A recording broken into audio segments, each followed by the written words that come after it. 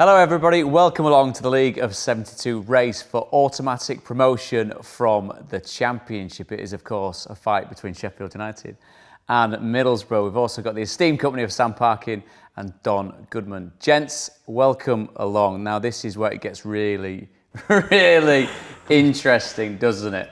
Let's check in with Sheffield United, Ollie, currently occupying second spot. These lot, 3 points behind you. You do have a game in hand though.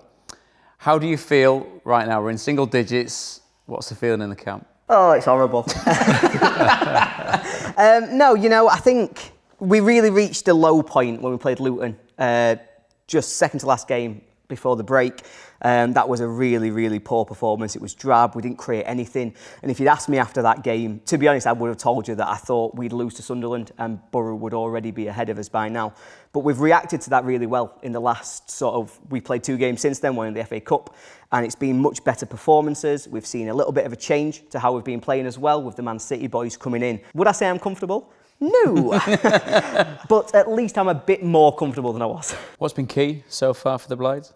Well, it's really been about trying to stay true to our identity, I think. There's been lots of talk recently about whether or not we've got a plan B. Our plan A's been great, but it's been the same plan A for 5 years now. And so we've seen that sometimes people want to see a change, particularly after poor performances.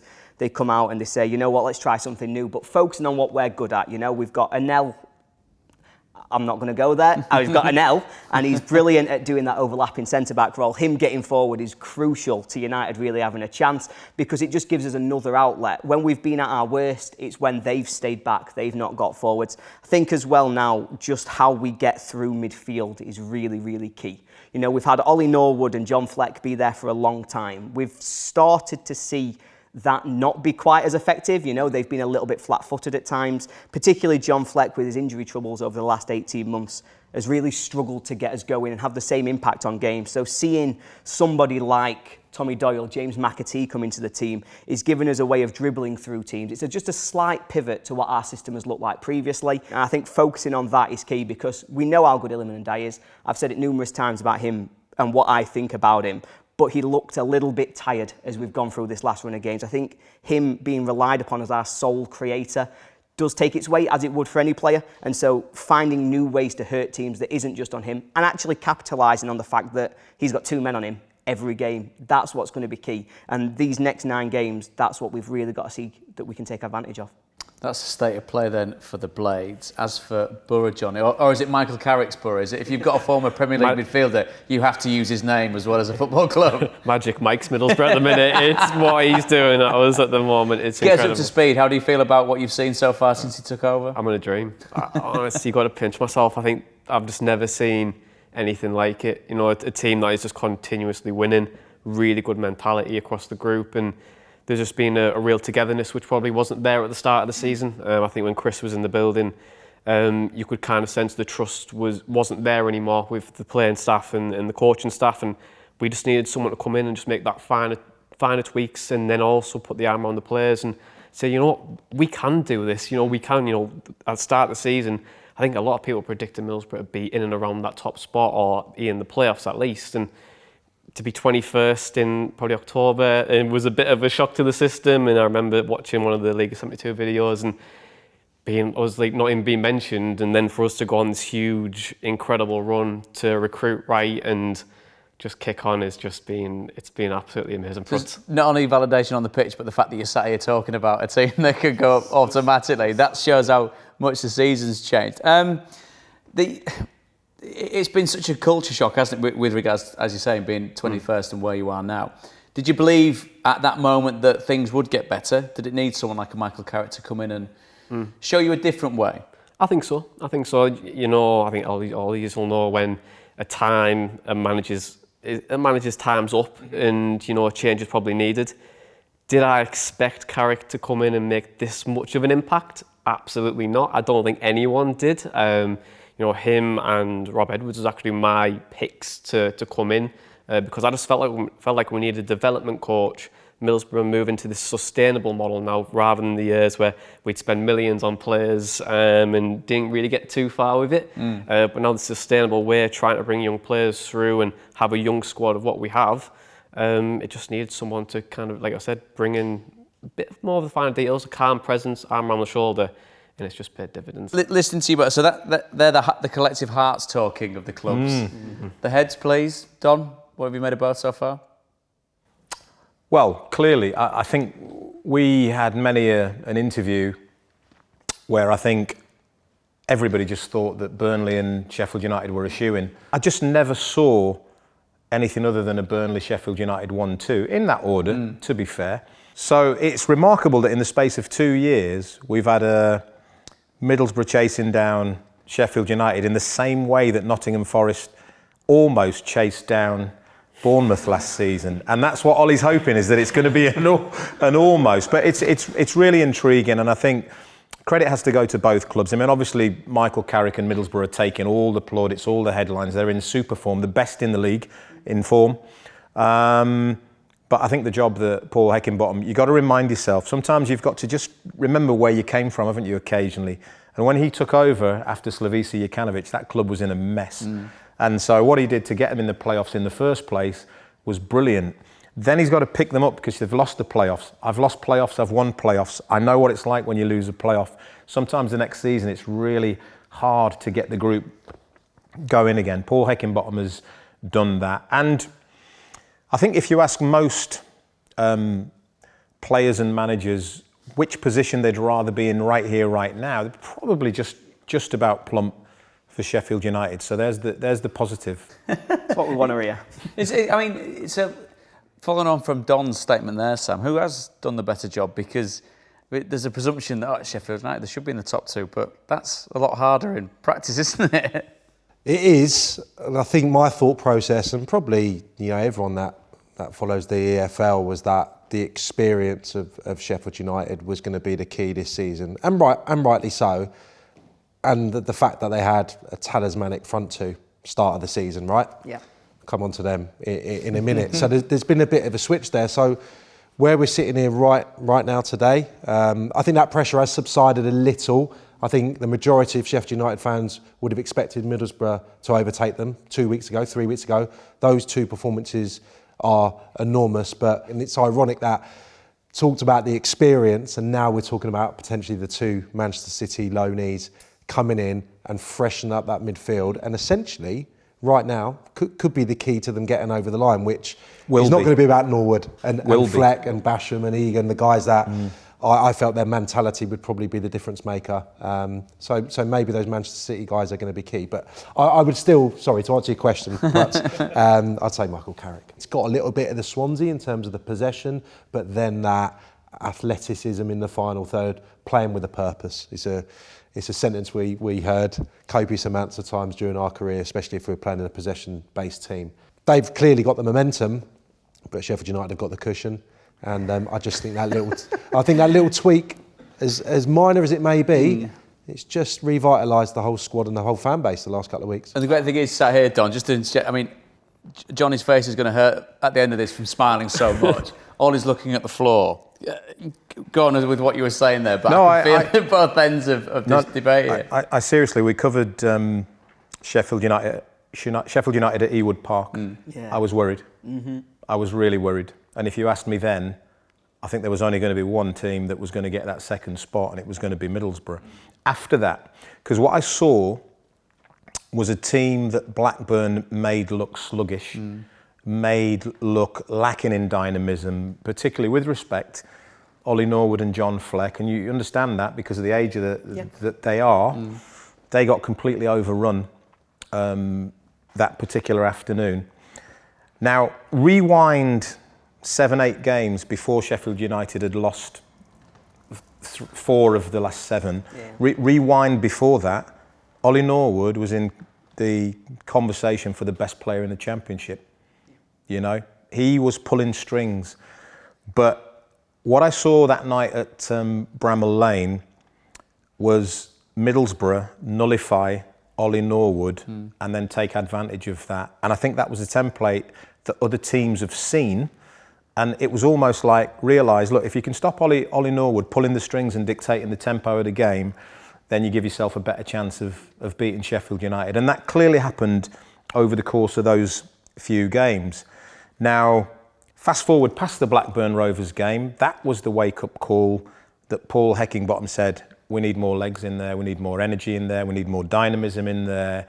Bringing these two young, very talented lads, but allied with their talent, they have legs, they have dynamism, they have energy.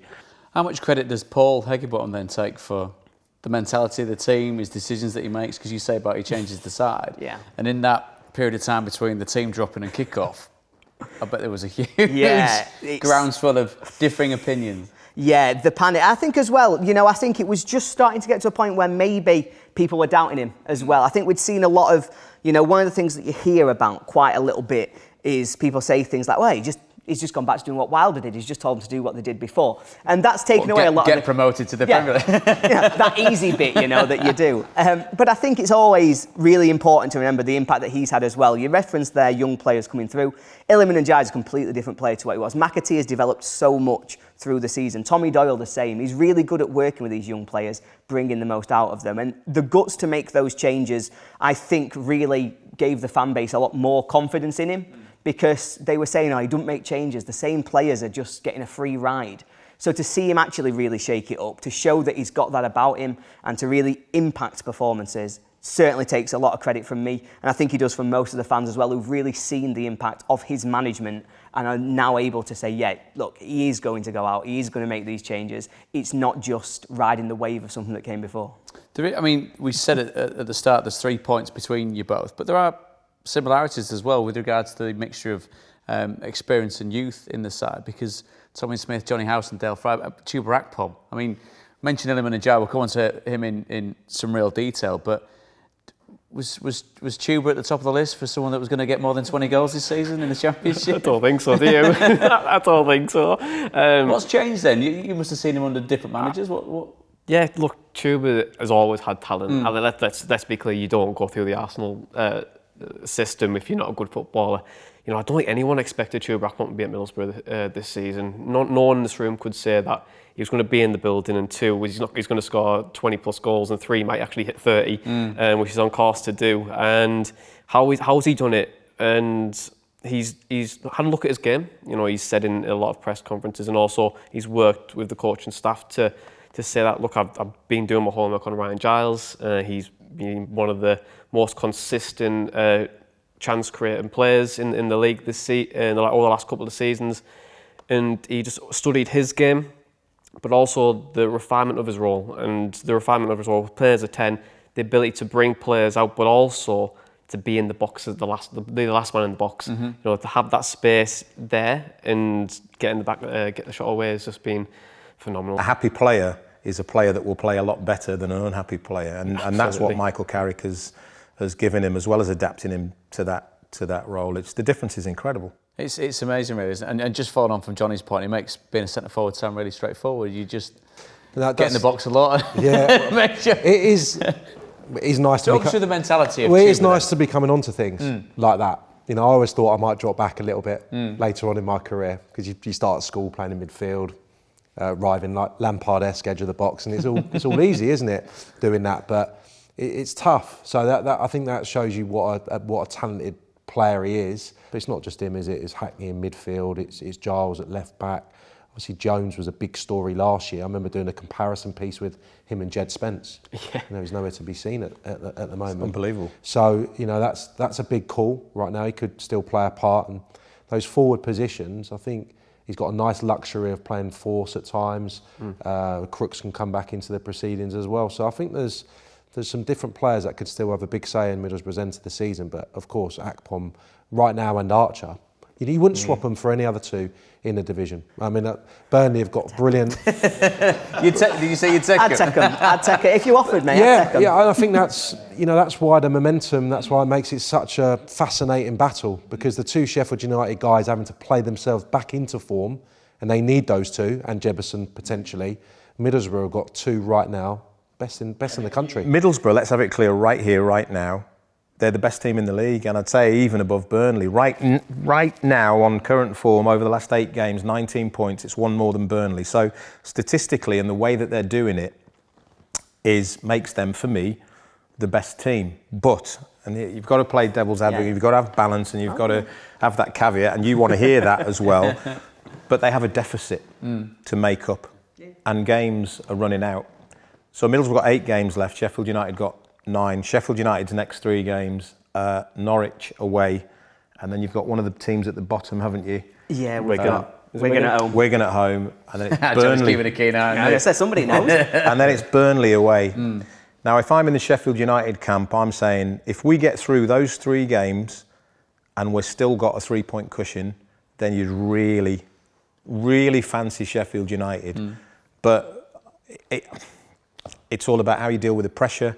It's all about on the day. It's fine margins, you know. It's do you get a deflected goal? Do you nick a game when you haven't played well? It's honestly, there are so many factors. And it goes back to what Sam was saying, big players at big times, Iliman and Jai being one of those. Yeah, exactly. And I think, like you've said, I think he's trying to get back into form. He'd had a little bit of time where he's been, the teams have been doubling up on him. Ollie McBurney's not really looked himself. He's not quite been fully fit. I don't think in this sort of latter run, so having a couple of weeks where they can really focus on that, where they can hopefully get themselves a little bit more fit, a little bit ready for those next games in the running, that's going to be crucial. We saw Njai at his best against Blackburn, his touch control, beating players, just committing men to him as well, and being able to find the pass in no space. He's fantastic for doing that. And that's what we've really got to get out of him, because the more he does that, the better we are as a team, because he can just drive us forwards. And like you've said there, these next 3 games are crucial. We looked at the rest of this season, and Norwich away, Burnley away, we haven't got 2 games harder than that. I'm not sure many teams will have 2 games harder than that, particularly Burnley away, because that's an absolute nightmare of a fixture to have to go and play when you're desperate for points. There's a hint of revenge as well, isn't there, from Burnley's point of view? Don't. 'Cause, if they properly come at us, I'm worried. That could be the night they win the league as well. But yeah, so get through those 3 games, Yeah. still have a lead after those 3 games, and we're in a fantastic position going forward, because then we've got a real weighting towards home games as well, and our home form prior to Luton and Borough was absolutely excellent, and we get back to that, the fairly, in fact, I'm not going to say that sentence, I'm not going to call them winnable games. They're games that you might think you could win. And if we can follow through on that, then it sets us in a up well. nutshell. Yeah, you don't want to go too win, far. They could not win. Those 3 games, though, like Ollie, I think with Wigan, they've got something to play for. Norwich and Burnley as well, we've got stuff to play for. It's going to be a weird dynamic, isn't it? But I think with Sheffield United, you were saying there, Don, like, to get through those 3 games, it's pretty much near enough there. And I think I agree with that, but also, if you lose or draw one of them, Borough come a bit closer, I feel like that is probably a point where everyone will just go, it's Middlesbrough's to kind of take away, because from what I've seen, like, and I'm sorry to bring it up, for like the Borough versus Sheffield United at Bramall Lane, it kind of felt like a soul-taking night, because, and you guys will know, like, if a team in and around you is chasing you, beating you, and the Luton win as well, it's like, oh God, like, it's that imposter syndrome. How can we actually do this? Can we not? So I think those 3 games are really vital. The FA Cup semi-final, is it too simplistic to say that a lot of these lads are used to that type of fixture? A lot of those boys are seasoned Premier League players, essentially, last few years. Is it different from a team in the lower reaches of the Championship playing against Manchester City, so they can switch on and switch off to back to the league? I think so, because obviously, it's not that long ago that we were in the Premier League. We've got some really players who are, like you say, seasoned pros who've played lots of games like that. The young lads who maybe would be the ones who you were thinking, what are they going to be like on the day? Or the ones who unfortunately are going to have to miss out. Tommy Doyle did so well to win us our place there, really, with this fantastic goal. It's really sad for them that they're not playing. But I think the rest of the team won't get caught up in the lights. I don't think they're going to be looking at that game and saying, right, we can sack everything else off, because they're used to that kind of spotlight. They have played in games like that before. We've been in quarterfinals as well, the FA Cup, a lot recently. I think we've been in 3 of the last 4. So I think they're used to that, and hopefully they'll use it to galvanise them. I think what worries me is obviously you're playing Manchester City, and we saw what happens to Burnley. We know what can happen in that game, and we just need to make sure that coming out of that game, we don't let anything that could happen affect confidence or affect our players negatively, because everybody knows what they can do to you. Look, we're the chasers, so I don't think it really matters for us. So pressure's on Sheffield United, do you think? The pressure is entirely on Sheffield United. From where Middlesbrough were at the start, about 17 games in to now, we didn't expect to be here. Like, no one expected us to be here. So, like, to be in this position we're in is credit to the group, credit to where we are.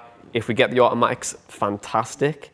If not, then it's playoffs, and that's where like your heart will start to like break, because we've never won at Wembley, and also, you know, how the teams react when they don't get that automatic spot as well. So Nottingham Forest reacted pretty well, didn't they? They did, but it's also Middlesbrough we're talking about, Don. We don't do that. So I was trying to be nice to you. Yeah, I know, but look, when we both played at 3 o'clock on a Saturday, that's when we've lost. But when we've actually played better is these midweek games, the game in hand against Reading, the day after when we played against Sunderland. That's when we've put in those performances that have gone, oh, we've bounced back to a defeat, and we've shown actually that yes, we can still go and can still win games.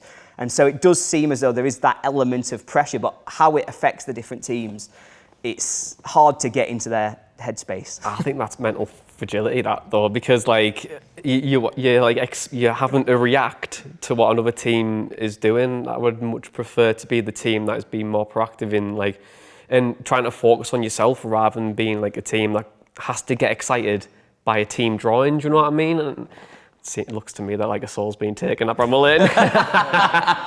You just can't get out past this guy, can you? You can't get out past him, can now, you? isn't it? I thought he were all right when we started. Sucked you in with all the nicety. He did. That must be the key thing, though, Sammy. And this is the wonderful thing about this level of sport, isn't it? They've got fantastic players. Sheffield United have got fantastic players. They've got players that know exactly where the goal is. They've got tremendous defenders, wonderful ball-playing midfielders. It's now in here and in there, and what gets them over the line, isn't it? Yeah, and the balance is wonderful for everything we've said already. That experience, the nous, everything we came into the season with, and then the relaxed nature that I think is probably within the Middlesbrough camp right now. Because I don't want to patronise you, but I think there's an element to Middlesbrough would be content with being in the playoffs. It's going to be a disappointment, but I think because of the heartache.